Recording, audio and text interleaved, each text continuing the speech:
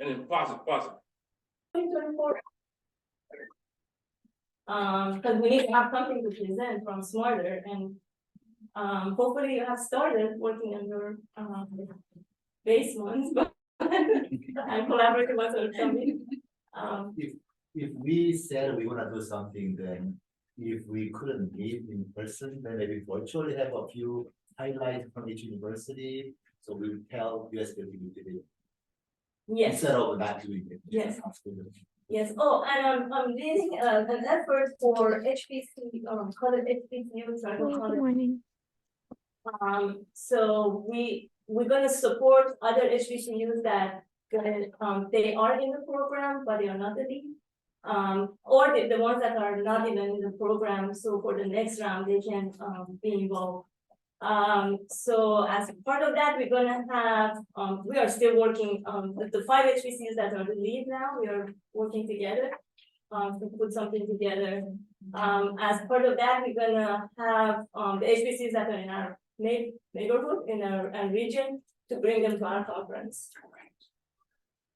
But, okay, you're gonna, So the HBCUs that are not part of the UGC programs, can they participate?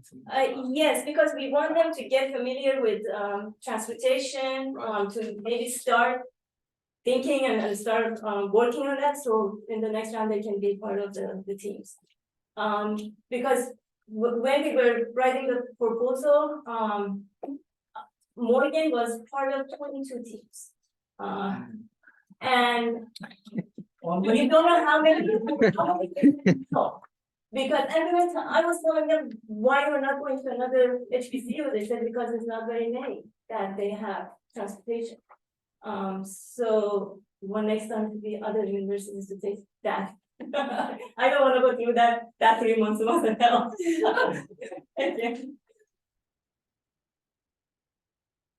Okay. All right, happy to take over. Well, I'll begin by saying I'm really glad I get to meet all of you today. The whole point of today was really just to put faces to names and get to know one another before we start to do serious collaborative work. So yeah, we thought that building these relationships was really important. And we thought it was also important to give each other a sense of our expertise and strengths so that when we do collaborate, we can make the most of the wonderful personnel we have here. A quick review of what you find in your folders, because that'll very much structure how the day goes. So I'm going to be starting a presentation on the first few objects in here, that being mostly stuff related to the request for proposals that we just issued for the competitive collaborative projects. The stuff in the back half of the packet mostly relates to our faculty's expertise, and that'll very much structure the conversations that we will have after lunch today. All right, so after that brief overview, I will now begin our presentation. All right. So this quote is very nice. This is our general mission statement, but I would want to direct you to the flow chart we have on top, because this is kind of what we are expecting from each of our proposals in some way. We're bringing together research. Yes, that's the most important part. But we're also very interested in the workforce development aspects, as well as technology transfer and community engagement. One of the guiding themes of today is to make sure that our research really affects the communities in the Mid-Atlantic and beyond, and that they don't just stay in the universities. As we laid out in our initial proposal for the entire Smarter Center, these are going to be our 4 research thrusts that should also kind of guide the way you're thinking about projects today. We're focused on equity, providing transportation solutions to people who need it most. Multimodality, that is really in this context, providing alternatives to cars in urban and rural areas. Innovations, so making use of the latest technological trends in transportation, be that electric vehicles, autonomous vehicles, and so forth. And of course, accessibility, making sure that everybody who wants a trip can get one. All right, the stuff you really want to hear about, the competitive collaborative RFP. So it's competitive. Well, we already talked a little bit about this, or rather Montserrat did. We're going to be selecting 4 projects. which will be selected from our external reviewers who will fill out a rubric. I will discuss the criteria in said rubric in the next slide. And they're going to be collaborative in the sense that, as Mansoor has said, we want at least 2 universities on each proposal. A single university may lead no more than 2 when they submit, but they may work on as many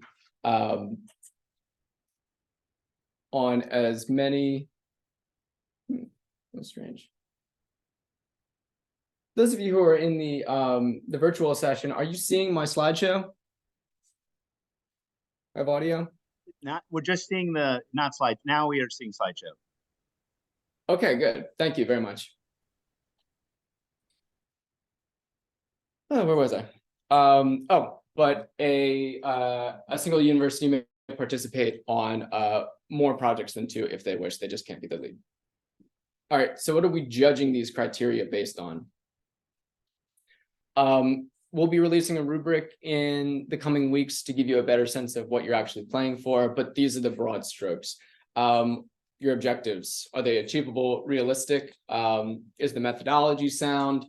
Does it seem like it's going to make an impact in people's lives? And is it making a tangible contribution to either the literature, existing technology, or best practices? That being, is it novel, ambitious, and significant? Number 4, dissemination and technology transfer. This is that theme I was discussing before. Are your findings going to be easily transferable to society writ large? And do you have a plan for making sure that that happens? Our last point kind of adds a little bit more emphasis to that point, and a little bit more specificity as well. What kind of communities or industry partnerships do you have in mind? That can be with a startup, with a pre-existing company, excuse me, or with a local government, as I know some of you here have already done. There are many different ways to get there, but again, we want to make sure that your findings are shared with the wider world.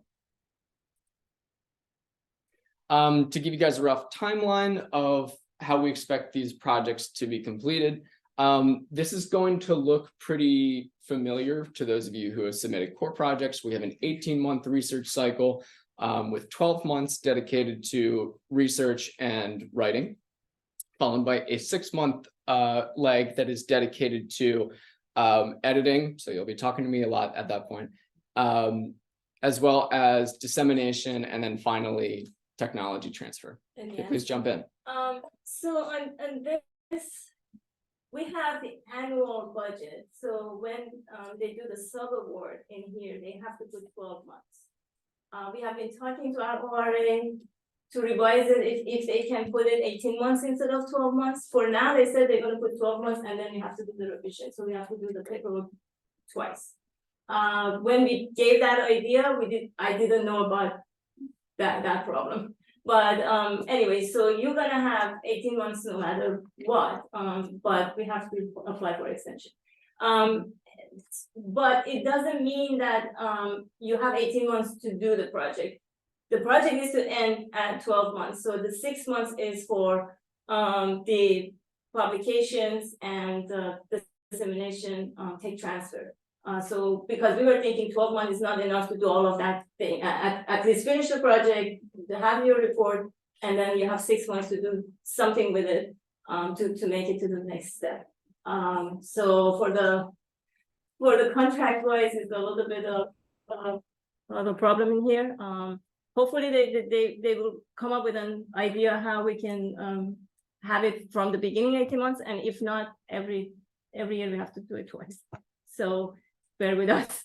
I'm really grateful that you guys, your ORAs or sponsor program, they have been cooperative. So hopefully stay that way. And if you have problems, we ask you guys to push them a little bit so they can send the requirements and signatures and stuff so we can give you the money. We cannot release the money unless we have all of that contracts. Is there a possibility of doing one project in 2 phases or more? Yeah, it's I up think to you. we've used that technique before because sometimes the projects are just too large, Yep, especially when it comes to data collection, surveys and stuff. So same project, but phase one and phase two. Yeah. And there are potential publications and reports for each page, but they are done in several phases. yeah, definitely. You can do several phases. However, each phase should have some kind of Right. outcome, some kind of Absolutely, results. yes, yes. Making the slides available or on the website for us to share with other. Yeah, so I'm recording the entire presentation. We'll Okay. post that on our website, or rather on our YouTube page. Oh, and also we have a shared folder with the associate directors. So that shared folder, every information that is needed, all the sub awards and anything that is needed, we put it over there, so you have access to it. You already have it, right? I don't know if you have checked. We need to make sure that we give access to Demetria. Okay. Is this through the Google Drive or Teams? or Yes, it's Google Drive. The same drive? Yeah, the same drive that is Smarter Regional. I can You send- are already, I yeah, can send a bump. Thank you. Certainly. right. Certainly. And if I forget any of these things you tell me to do today, please just email me because I will forget. Did I clarify everything? Okay, great. On that note, as far as accessing resources, I will also add, we have a page on our website called Smarter Publications that I linked to during the RFP last week, where you'll be able to find digital editable versions of the documents you find in your folder today. In particular, the RFP template, which we expect you to submit your proposals using that format. All right. Just to get a little bit more granular as far as the timelines for your proposals, I wanted to go over the chart that is in the RFP guidelines with a bit more specificity. I believe you can find it on the last page. So this is all pertaining to that last 6-month session, 6-month segment, I should say, when you're completing the project and turning it in. So as a prospective date for a final project submission, or I should say a first draft of your submission, that'll be due at the beginning of March 2025. You will have to submit a data storage plan that's outlined in Smarter's data management plan on the same date. That will also be submitted to me. Sorry. Yes, I'm please. so proud that as Maryland M.SHA, they like our data management plan and they said, can we borrow it? I mean, they had seen it on Chinzia's and And they I said, this is one for yeah. So I said, can we use that? Can we change it and put it for our data management plan? Sure, do it. But that was actually you almost. I will be charging commission on all additional data management plans. I'm kidding, of course. That is a confusing document. So if you have any questions, feel free to reach out to me. The main crux of it is that USDOT wants researchers to be able to find data that other researchers have generated to reduce the chances of duplicating work. So you are, if you generate data from your project, they're mostly concerned with quantitative data. You need to make it publicly accessible, and you can do that through a variety of public data repositories. I give a couple examples in the Smarter Data Management Plan. MDSOAR is a great resource. That's one that many in this room will be familiar with. But there's also Zenodo as well. That is a global data repository that actually is run by CERN of all organizations. So if you have another data repository in mind, that's fine. Just tell us where you're putting it and justify why you're putting it there. So brief note on the data management plan. Moving on, 2 months after your first draft, you owe me a final draft where you implement my edits as desired or as necessary. We are encouraging, or I should say requiring, all PIs to submit a fact sheet infographic that shows the sort of crux of your research project and its findings for a general audience. And this will just be a single sheet, preferably with visuals and language that is easy to grasp. I'm happy to help you with this, but this again is part of that, our emphasis on dissemination and community engagement, making sure that people can understand this stuff. Right, so Joe will help you, you don't have to make it so pretty, and I know you don't have time, and he will help you to finalize it, but we need that to start from you guys, from any PI that has to kind of put it in a summary, what is this about, and probably remember the ones that were in our UMake, we were doing the one-page fact sheet, and a lot of agencies, they like that, because they're not gonna read 200 pages of our report, but that 1 page or 2 page fact sheet, it says a lot. Jenny, did you have a question? Sure. Yeah, you'll notice these last 4 items on the chart here are all related to dissemination. The second of which would be the recorded interview. This is going to be kind of a new thing, but essentially you're going to link up with me to have a recorded interview of some kind. It can be virtual or in person, which is an important point because we have consortium members who are so far away from us. But I want it to be very conversational, and I really just want sound bites of the researchers who perform the project to talk about it so that it can be edited in some fashion and publicly available. So again, you just need to reach out to me by this date here. That's the end of July 2025 to just talk to me about it. I hope I seem friendly enough that that is a relatively easy benchmark to pass. But yeah, I'm your guy for that. On that, is it mostly with the PI, or do you consider highlighting student activity in the part of the? That is a great question. Yeah. Yeah, certainly. And we can kind of tie that into the workforce development aspect too. I think that would really strengthen a proposal as well. If you make them sort of the point person on dissemination, that's great. Yeah. So USDOT wants webinars, and we have been doing webinars, and people are tired of those webinars. Somebody just Right. come and saying what the research is about. So we were thinking that this interview is gonna be better. You talk about your research in a informal and not going to details of the PowerPoint. So that we're gonna hopefully replace our webinars with this. So we will see how it goes. Yeah, for some of our closer universities, I'd be happy to come to you under certain circumstances. We just got some nice new microphones that I am thrilled to try out. So yeah, we'll make it a quality production. Simulators or the lab, like, and you're easily accessible to us, like, we would love to come in and take a B-roll, you know, and get that visual that we can use for other videos as well as for these interviews. So we really want to highlight what you're able to do. That's exactly right. Continuing on that theme, the 2 documents at the bottom of this chart are forthcoming. You haven't seen them yet. But they are again doubling down on this sort of community engagement and tech transfer emphasis of this particular RFP. This is where you essentially present your plans as far as dissemination goes,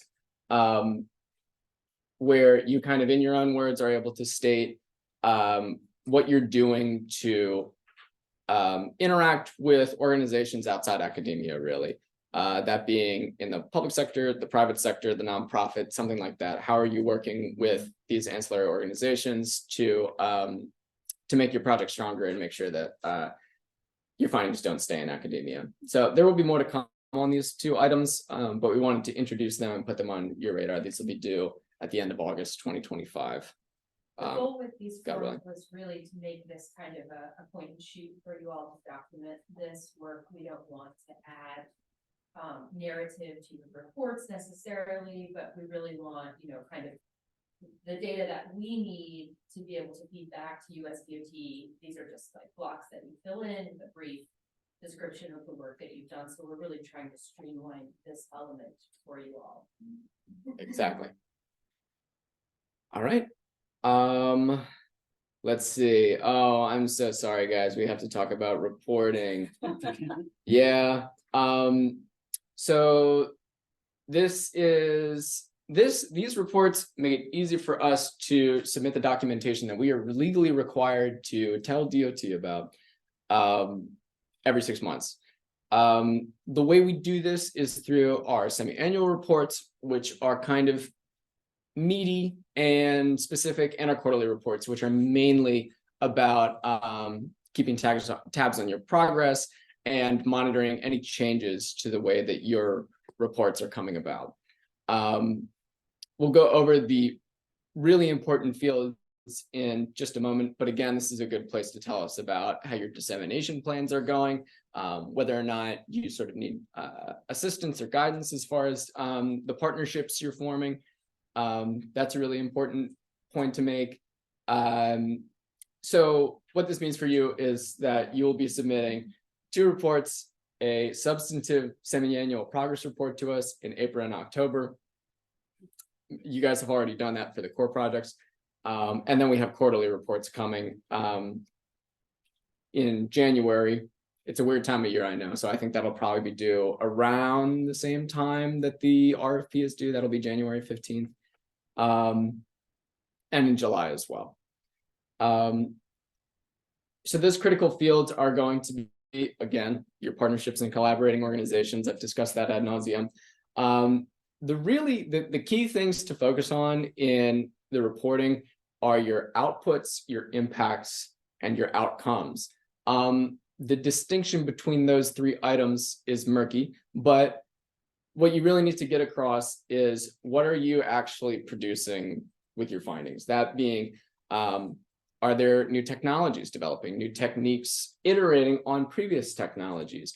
Are you generating best practices for government organization, things like that? What are you actually producing with this project? That is really important, and it gives us a lot to talk about to not only USDOT, who we are required to give this information to justify the funding we receive, but also to others. This content will be a way that we are able to be more forward-facing and just more knowledgeable about your projects in general.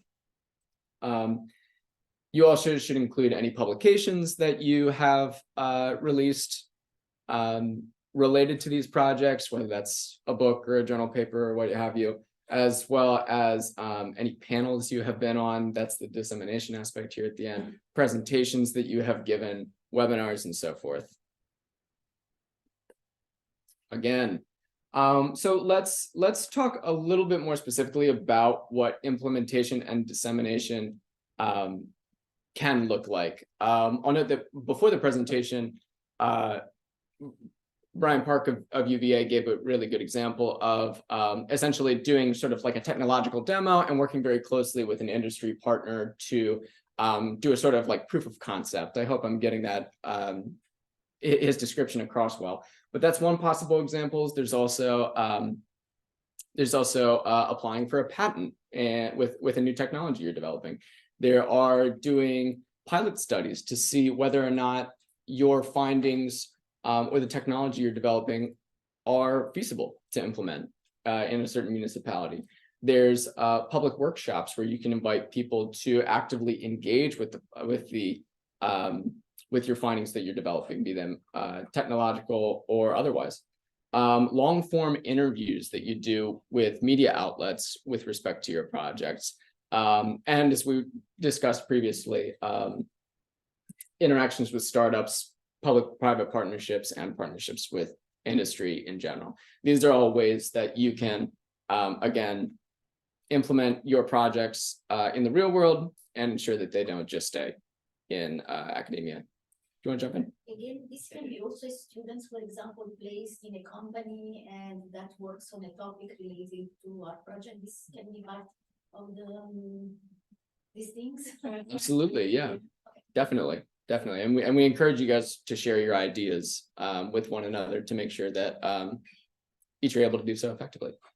On the patent, that would be great if we can work with your university patent office And if it is our patent office, they usually get our reports before we, publish it.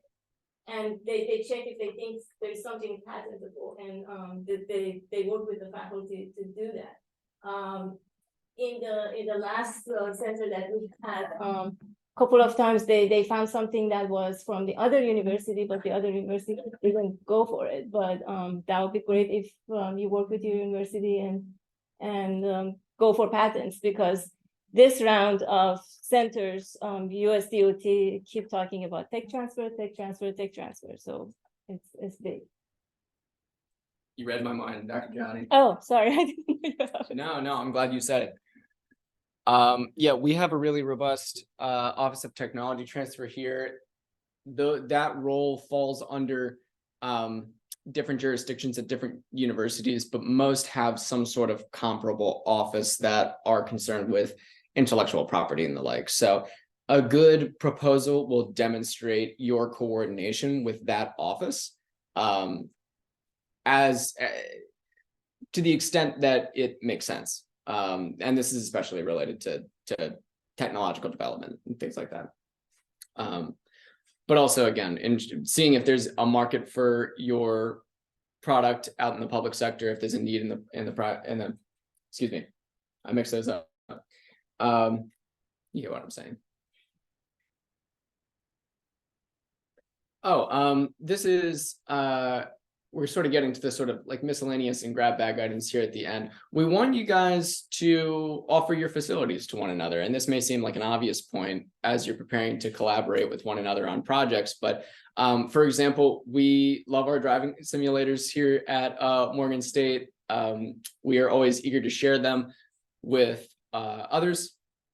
And if it makes sense, we'd be happy to do so, to do, you know, safety studies and the like with you guys. So I know we have a vast array of really great research facilities across our university. So just be willing to share them and the data that you produce from those projects as well. And also our connected vehicle testbed, more than welcome to collaborate with our researchers and maybe. Where is it? This two, the intersection, Cold Spring and Hidden Road, the heart of campus. Yeah, that intersection a little bit further down. And this belongs to Morgan State or to us? To Morgan State Yeah. University? Yeah, You control our traffic light? not yet. Not yet. That is a I mean, more difficult question to answer than I think. But so we have RSU, we have OBUs, we have LiDAR, and we have cameras. So we have the intersection, this one and further down the road. These are CD2X or DSS? CD2X, yes. Good, okay. Mhm. Yes, so if you want to test something, you want to work with any of our faculty, do something with that. And we are talking to the cities, MTA, several counties. We may extend that, but yeah, we don't know exactly where and when, but we're gonna extend Who's it actually doing the research? ourselves. Who is the right person to talk to? Me, I mean. Oh, okay, gotcha. Well, that's why we do the 20. Yeah. Mhm. So right now, how many research we have done with that so far? Some papers published. Yeah, we're looking forward to do more.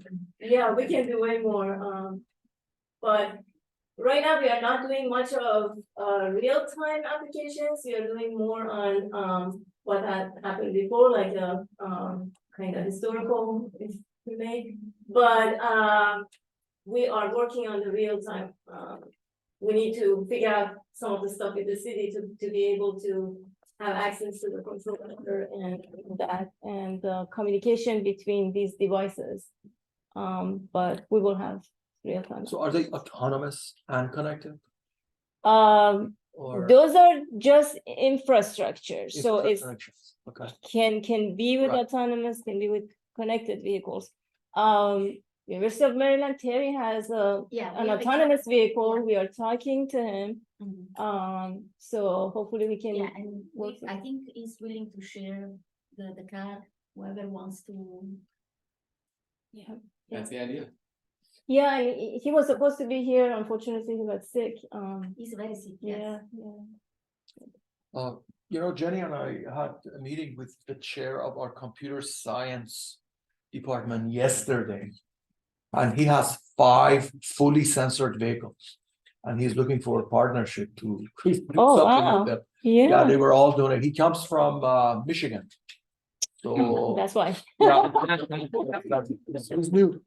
He's been in our campus for about a year, maybe not less than a year. But yeah, he has 5 fully equipped, autonomous and connected Wow. vehicles, and he's looking for a parking garage for them. Yeah, So we're getting here. we need to, I brought his business card. and, maybe we can actually, okay, Oh, perfect. great. That's what today's for. Wonderful. Yeah, and at the end of today's session, we will be doing a brief tour of our simulators to those who wish to join us. So we'll be walking the walk on this just to show off what we got. So your drive, so sorry. Yeah, of course. So your driving simulator collects data. Oh, yeah. Data for human behavior and also for operation, Mhm. speed, Yep, yep, geometry of the road. everything. Yeah. Yeah, it- Eye it- tracking software too. Yeah. Yeah. great. Yeah, we have bike simulator, car simulator, eye tracking system. Yeah. Wow, Yeah. that's great. All right. You will see the CAD stuff as well. And also, yeah, so if people online wants to chip in, please feel free to do so. It's a great suggestion. Yes, and I wanted them to introduce themselves after the presentation because we don't know who is joining, so yeah. All right, so speaking of weird whiz bang technologies, I thought it was important to discuss the topic of writing with generative AI because this has started to become more relevant over time. These are really amazing tools, but while it's not necessarily plagiarism, it reflects poorly on us when we're taking bricks and bricks of text generated by robots that are prone to hallucinate and publishing them as academic research papers. There have been a couple of incidents where I have received text, like pages and pages of stuff, and had the PI say, yeah, I had a graduate student write this for me, but it looks a little strange. Can you run it through a plagiarism checker? And as somebody who's used ChatGPT quite a lot at this point, it was very obvious that it was generated by ChatGPT, which led to many funny conversations and a very quiet graduate student. So just as a preliminary note, maybe we'll be able to do this someday, but for now, it would seriously damage our credibility to do so. So what is allowed is that AIs are really great for getting an idea of what the literature looks like, what are general conclusions that people have come to in the past. It's a great way to bounce ideas off of the entire corpus of the internet.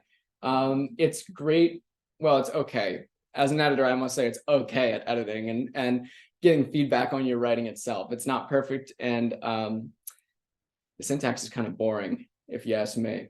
But it can be a very good tool, especially if writing isn't enjoyable for you or it's not your thing.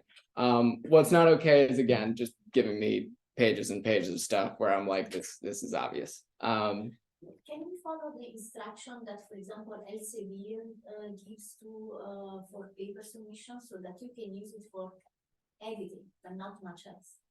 Yeah, so there's not a really obvious line here because I've used a sentence generated by AI before, but it can't be like the majority of a section per se.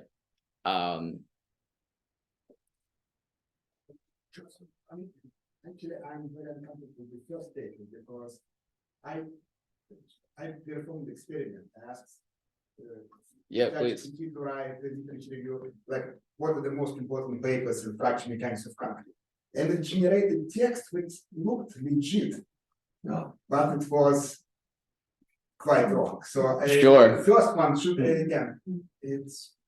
So you mean like most of the papers that you? Oh, yeah.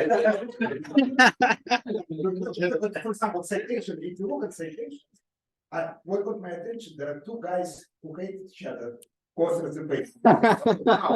And I start looking at this paper doesn't exist. But it required very detailed investigation to find out that it's completely fake.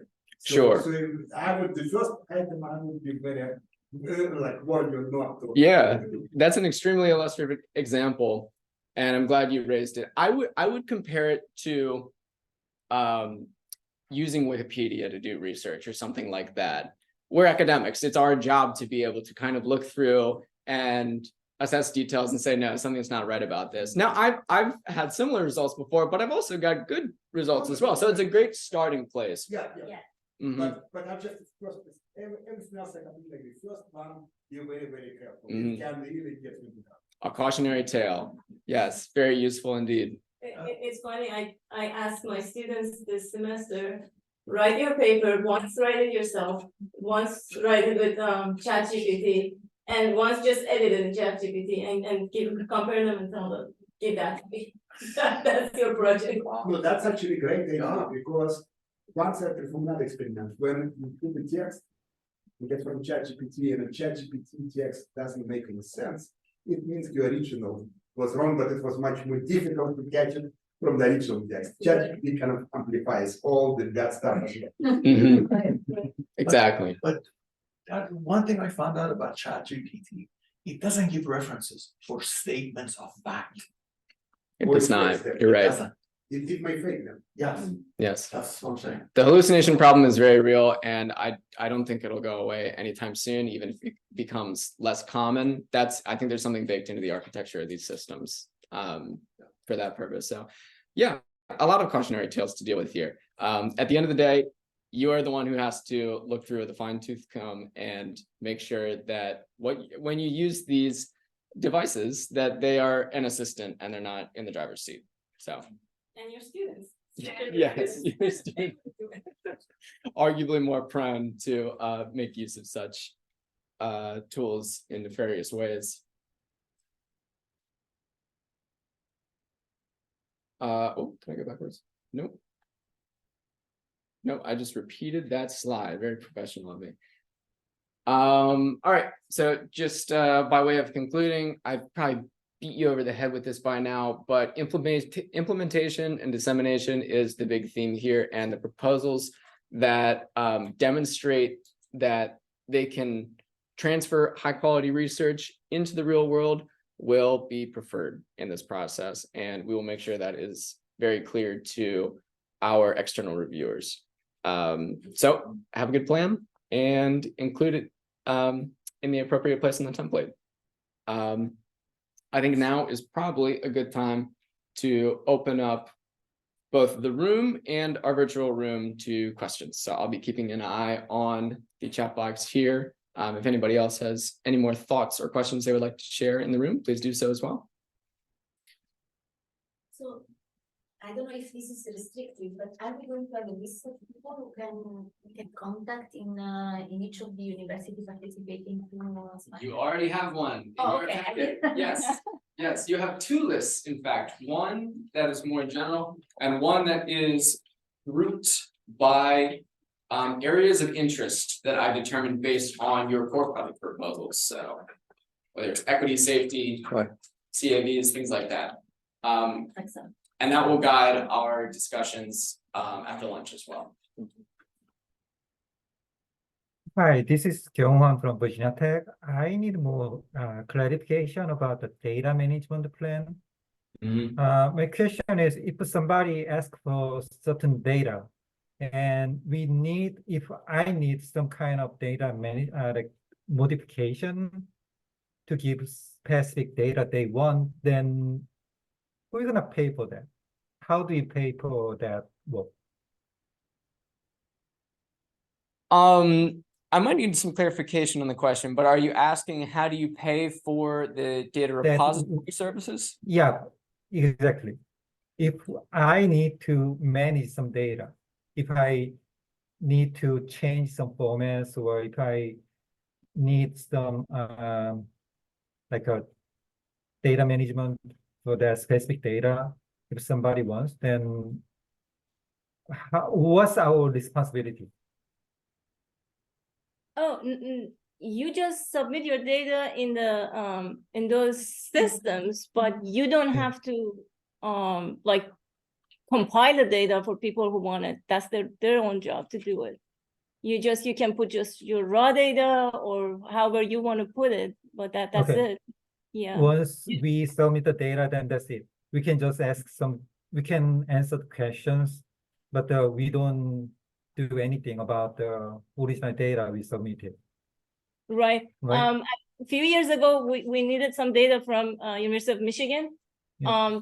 They told us, send a graduate student, come here and get the data out of our system. We don't have time. And I sent the graduate student, he went there and did it. So it's not our job to process and make the data very easy for other people to use it. We generate the data and then they do process it. Great. People stop sharing the screen so we can see it. Yeah. And yeah, maybe after the questions, if you want to introduce yourselves, the ones that are online. Okay, first of all, my name is Kyung-Won from Virginia Tech. I think I'm the only one at Virginia Tech. We especially worked on lots of the vehicle energy modeling, like electric vehicle, hybrid vehicles, and recently we started work on hydrogen fuel cell vehicles for the energy modeling, and then also we work on vehicle emission modeling and traffic simulation modeling or something like that. So if you need some collaboration with us, then you can contact me or Hisham or anybody from Virginia Tech. Excellent, thank you. Thank you, King. Yeah. Is it Rika? Howard Richa. University? Yes, hi. Good morning, everyone. My name is Richa. I am a research assistant here at Howard University, and I'm joining on behalf of Dr. Stephen Arin. Thank you. Thank you. Terry? Hello everyone. I'm Terry Young from University of Maryland. Sorry, I got a flu these days, so that's why I couldn't really be there in person. So my research, excuse me, my research mainly focused on machine learning applications in transportation and also connected autonomous vehicles. And we also have a in-house connected autonomous vehicles in the lab. So I will be happy to join in collaborations with you guys. Thank you.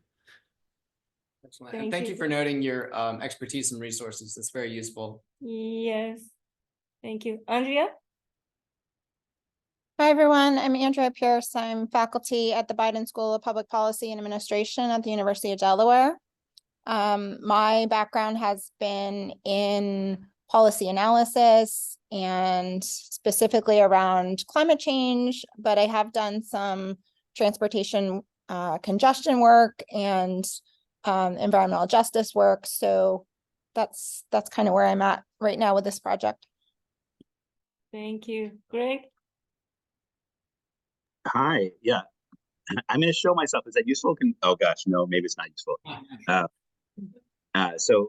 Like Terry, I would be there in person, and I was excited to be so close. But we've had a COVID exposure. My wife is sick, so I'm here, and I'm also worried that I've been exposed. So I am new at Morgan State this semester, and excited to be here. And my research tends to focus on transit data, travel behavior, particularly survey data in general. I do a smattering of air quality and safety work, but mostly in the kind of transit, land use, transit operations realm. Yeah, I'm sorry I'm not like just across town with you guys right now. Thank you, Greg. Youngjae? You're on mute. I'm sorry. Hi, I'm Youngjae Lee. I'm a professor at the Department of Transportation and Urban Infrastructure Studies at Morgan State University. I'm going to join in person for the afternoon session. I'm in my office right now. I'm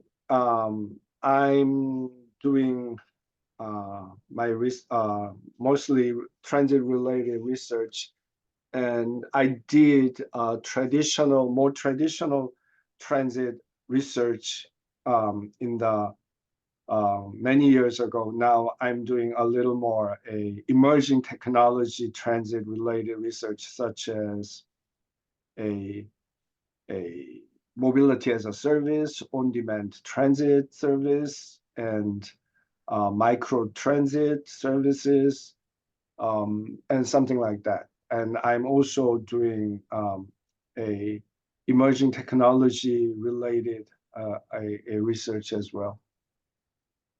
Thank you. Matthew?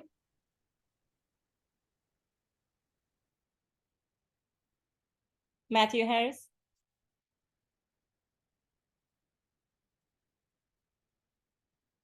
Okay, let's go to Phil.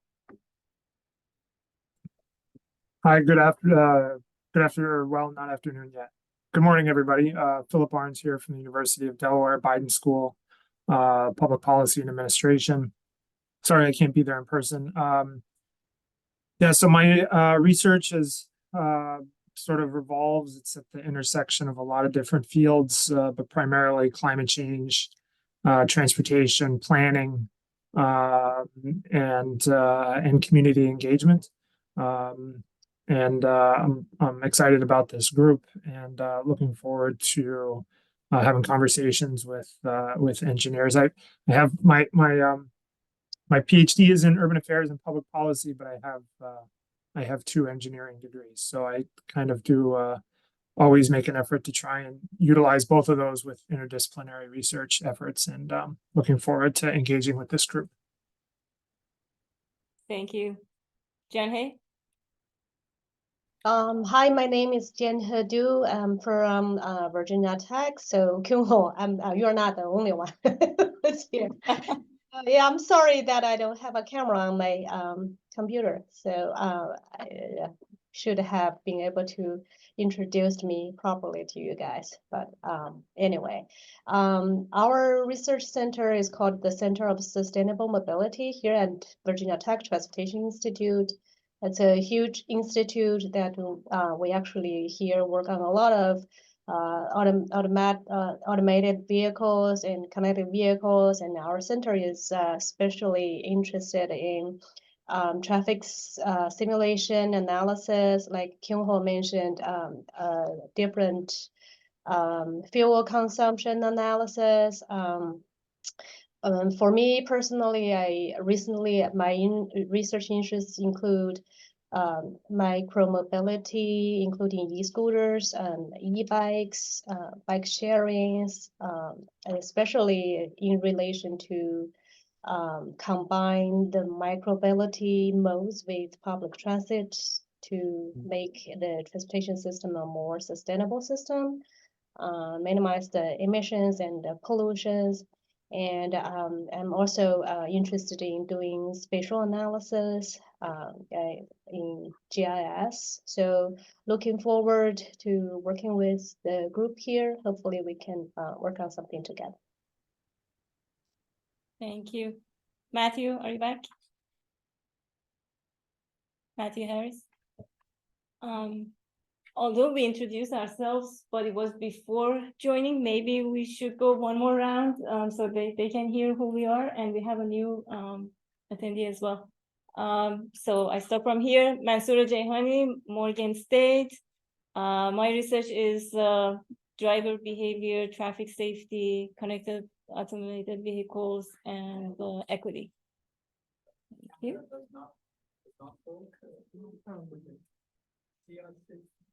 Yeah.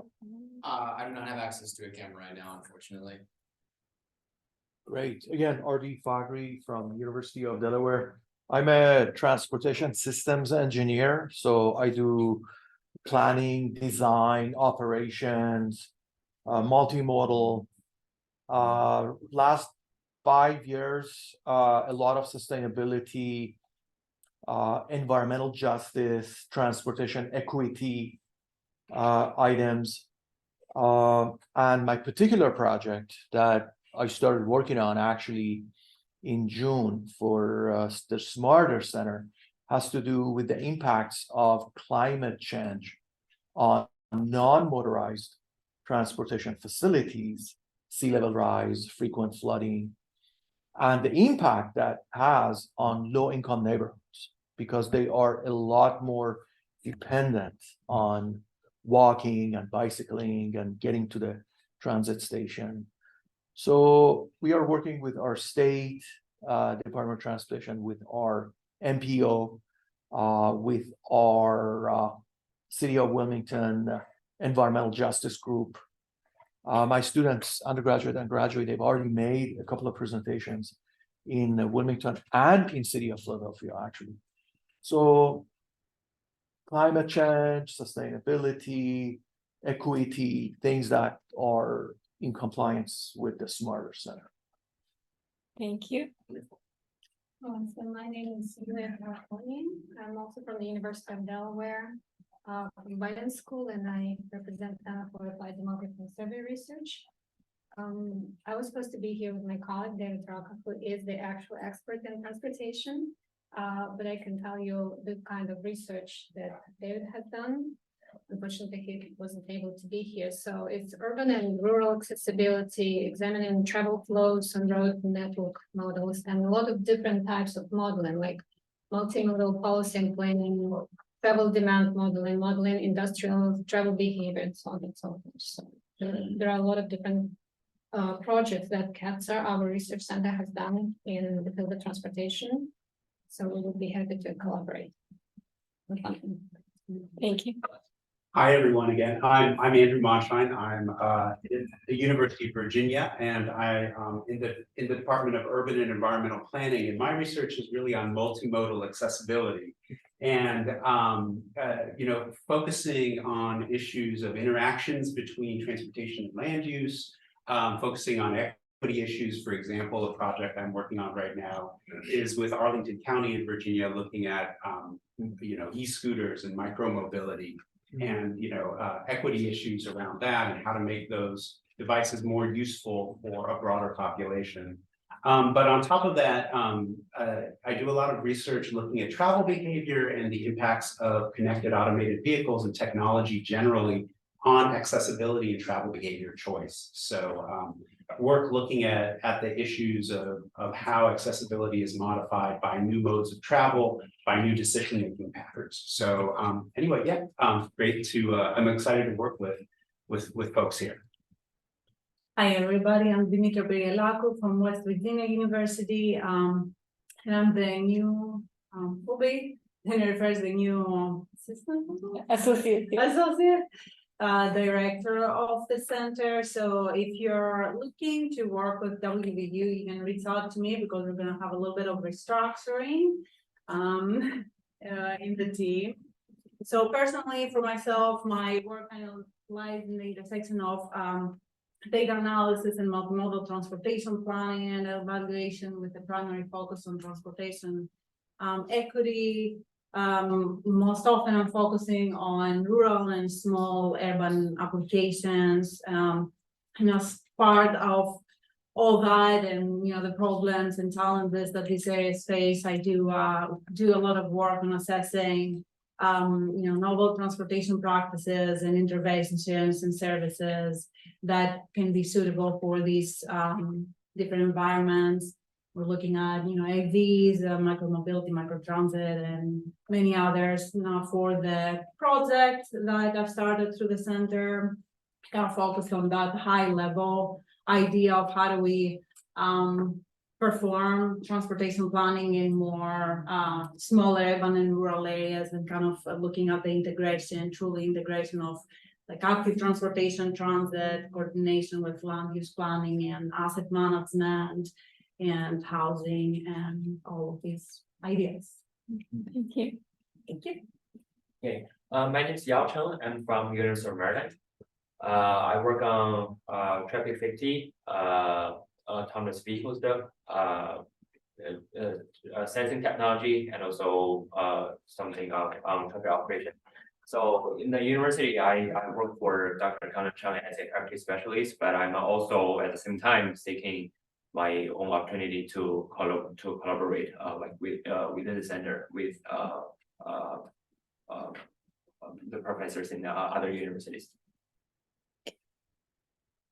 Hi, everyone on the Zoom. My name is Brandy Savarese. I'm the new Associate Director here at the Smarter Center.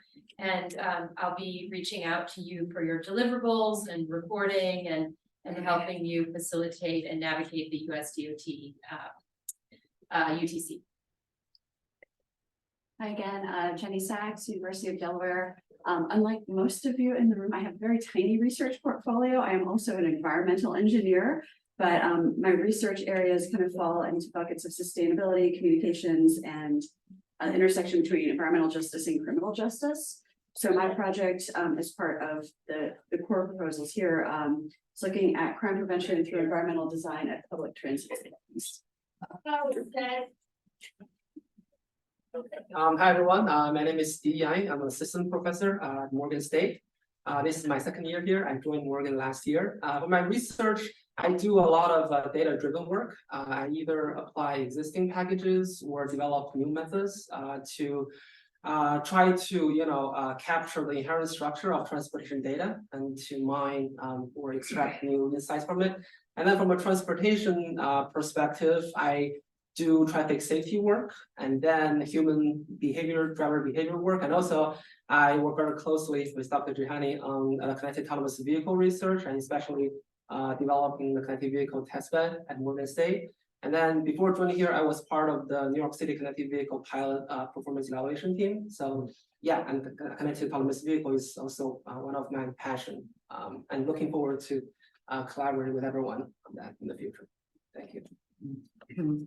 Hi everyone, I'm Lev Kazanovich at University of Pittsburgh. I'm representing several other faculties who with interest in actually hard infrastructure, payments, bridges, and we're working on various sustainability and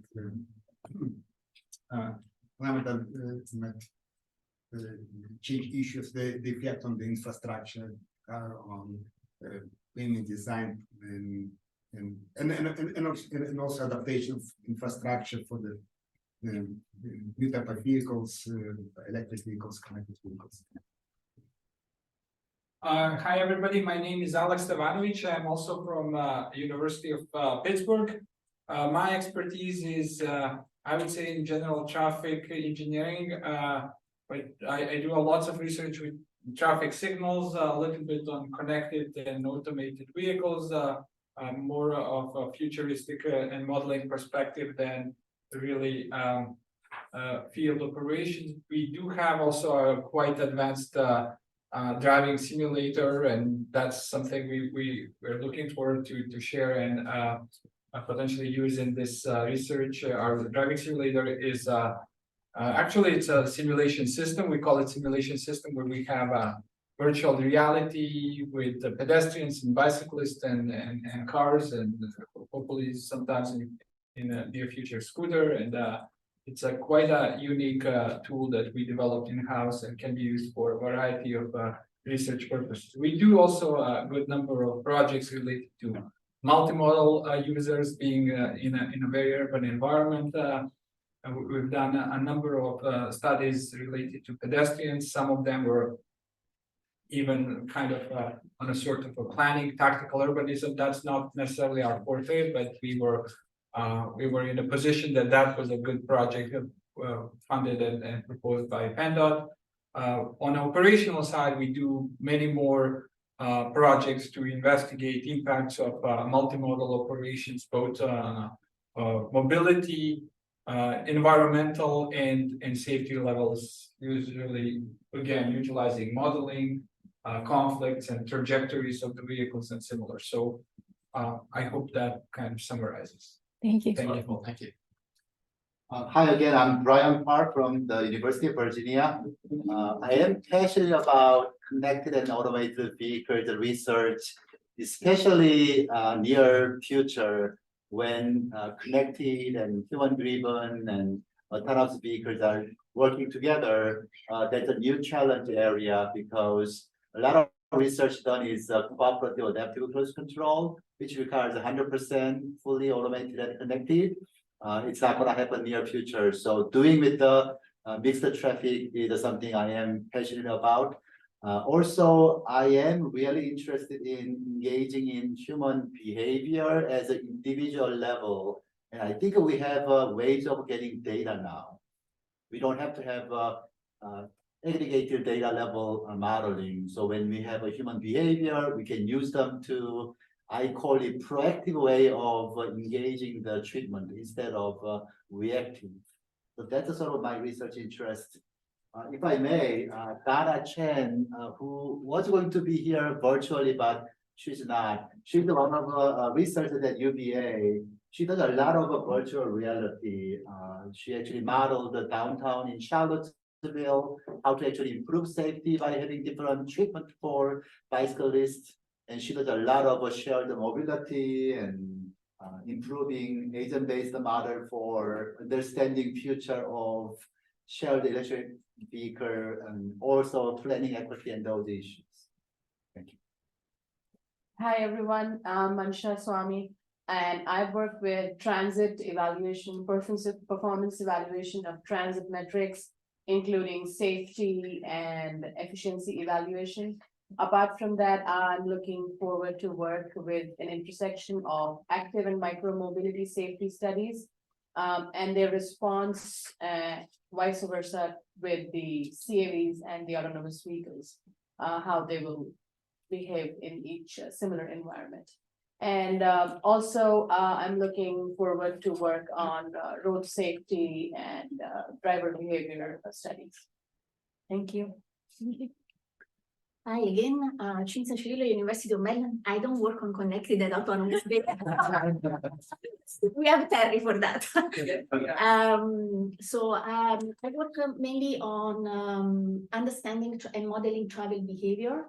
I do a lot of very disaggregated data collection, large scale household travel survey, stated preference data, and we have now a very advanced agent-based simulator for the mobility in Maryland that simulates the mobility of 6.5 million inhabitants in Maryland.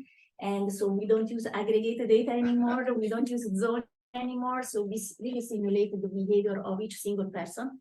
And this is a land use model together with a transportation model together with an agent-based simulator.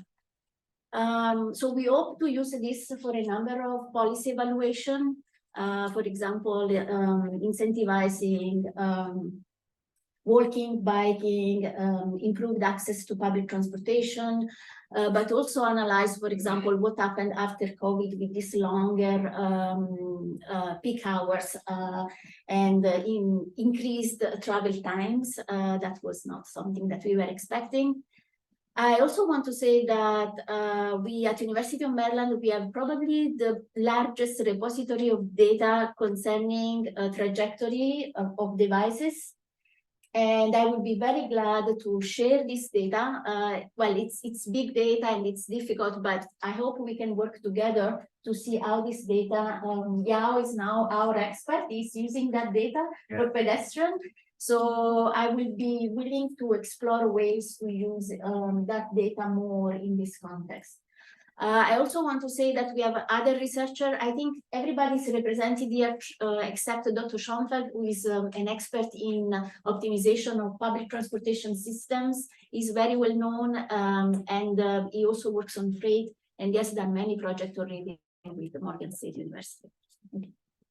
Thank you. Okay. Thank you all for introductions and also for coming here and for oh, is Matthew back? Yeah, Matthew, please. You're on mute. You're on mute, Matthew. No.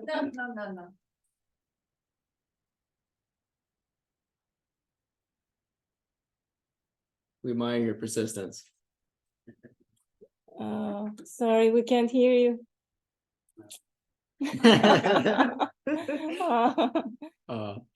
Thank you for joining us nonetheless. Certainly. Yeah. John, you want to talk about your expertise? Yeah. No, I already did. Wait, can you guys hear me now? Yes. Yes.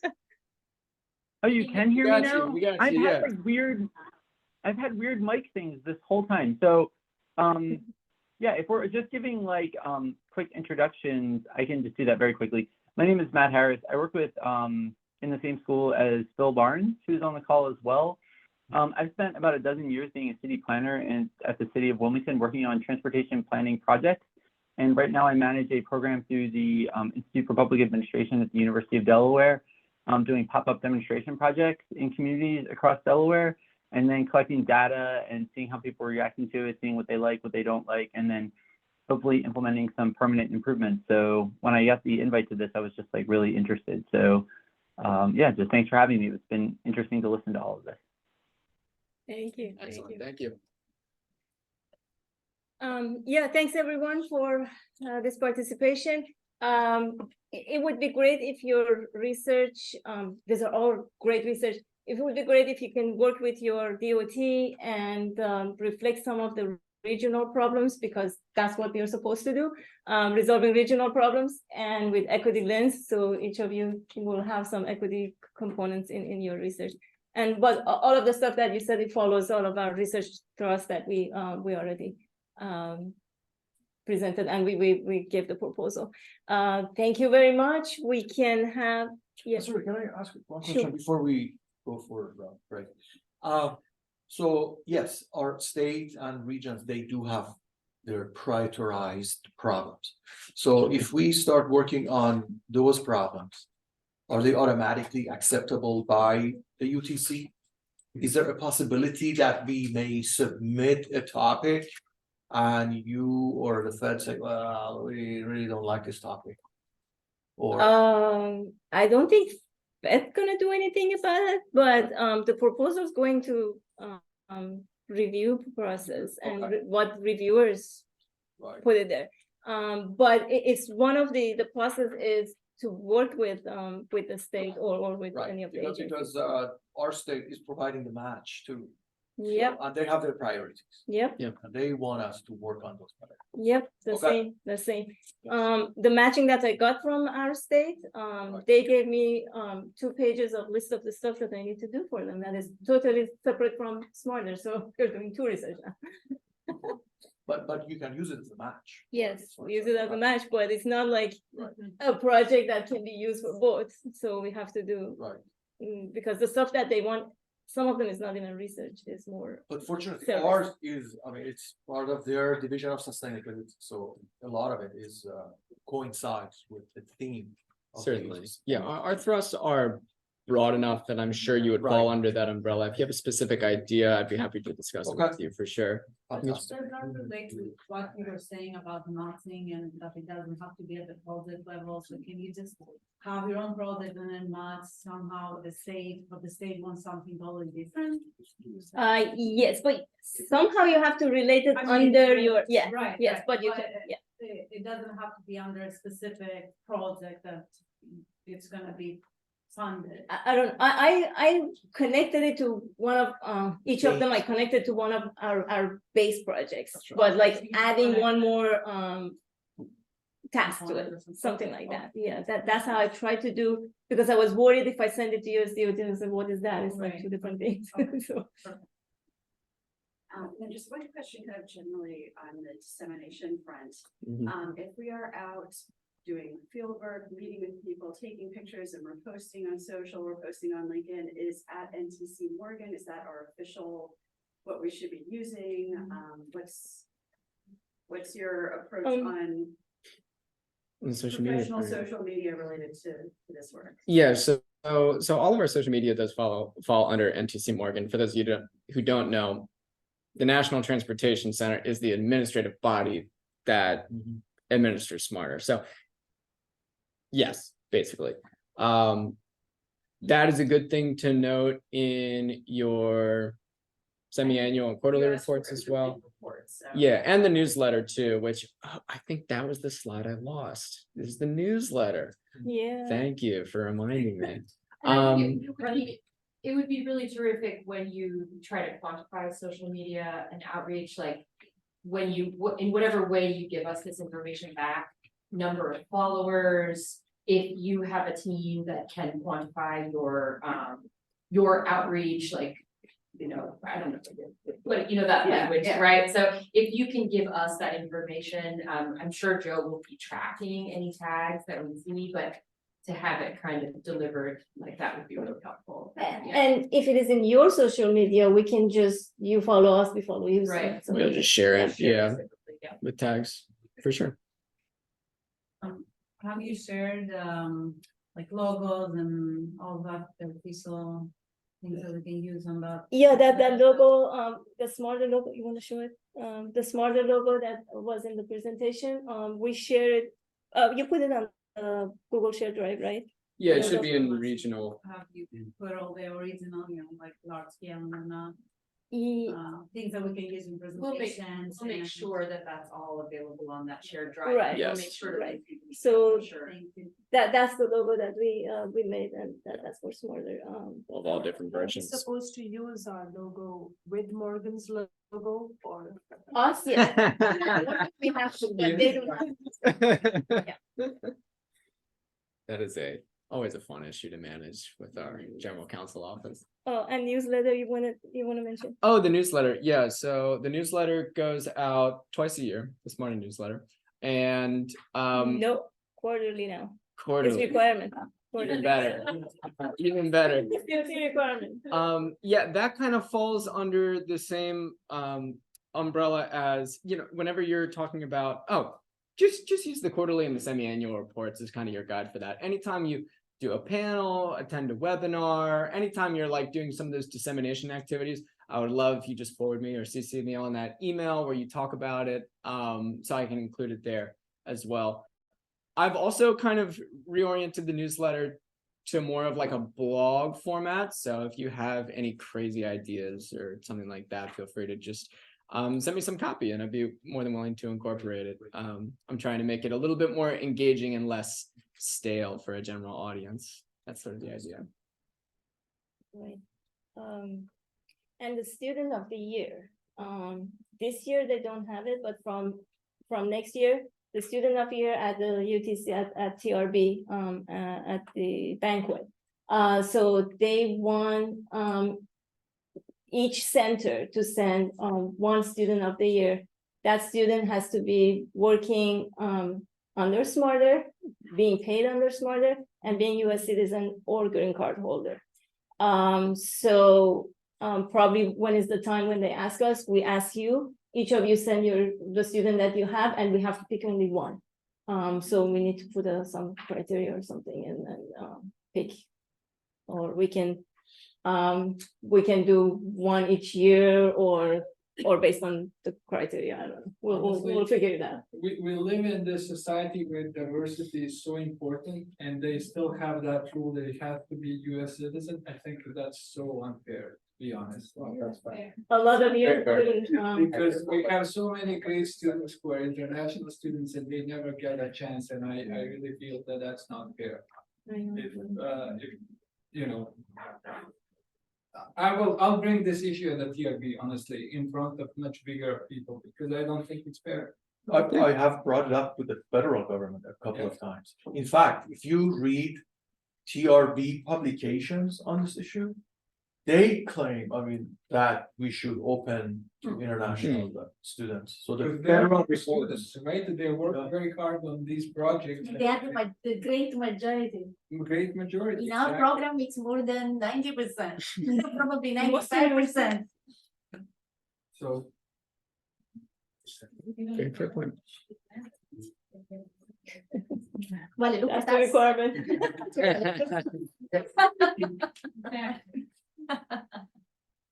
This is done by CUTSI or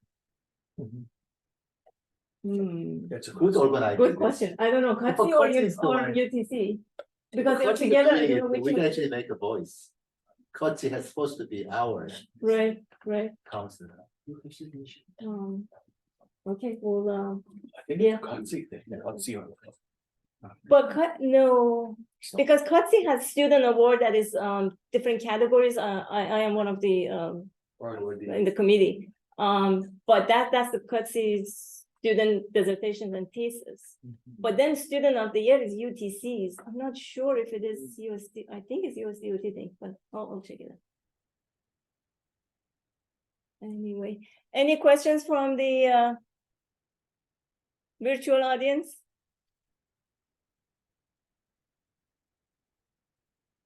Okay, so I think we should say goodbye to the virtual audience. You're gonna miss our lunch. Thank you. There we go. Join, I guess, Young Jay. Yeah, Young Jay, come up. Thank you all. Thank you Bye. so Wait, much. I do have a quick question. Yeah. Like, yeah, please. in terms of, follow-up and connecting with people for project development, I mean, I assume, that's what's gonna happen this afternoon, and obviously some of us are gonna miss out on that. Is there,